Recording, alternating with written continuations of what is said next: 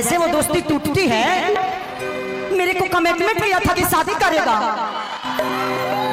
बना रही खेसारी लाल यादव का बांका बिहार में कल एक स्टेज शो था भाई, और वो गर्दा स्टेज शो हुआ है। मैं आप लोग को बता दूं कि बहुत लोगों की उसमें रिलाई भी हुआ है।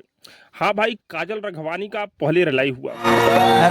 बना रही दूधू को लड़का के बाप तरह का कमिटमेंट करता।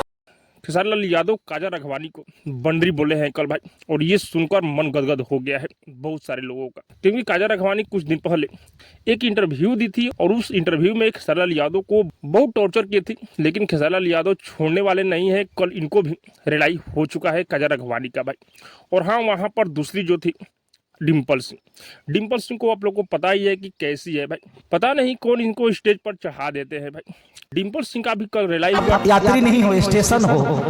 आपके यहाँ हर गाड़ी रुकती है, लोग चढ़ते हैं फिर जाते हैं। आप हमारे सारे जितने भी भोजपुरी के हीरो हैं सबका स्टेशन हो आप।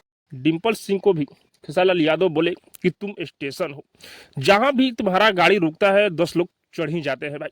और डिम्पल सिंह खेसारी लाल यादव को गले लगाई है भाई। खेसारी लाल यादव नहीं चाहते थे कि डिम्पल सिंह को गले लगाए, लेकिन स्टेज था भाई, खेसारी लाल यादव को मजबूरन वहां पर गले लगाना पड़ा। एक से बढ़कर एक खेसारी लाल यादव डिम्पल सिंह को बात बोले हैं, और इनको सुनने की आदत भी पड़ गया है भाई। और तीसरी है अनुपमा यादव भी वहां पर गई थी, और अनुपमा यादव को जब खेसारी लाल यादव बोले तो अनुपमा यादव चुप थी भाई। इनको पता है कि पवन सिंह के टीम से मैं बाहर हो चुका हूं, और खेसारी लाल यादव कुछ भी बोले सुनना ही पड़ेगा भाई।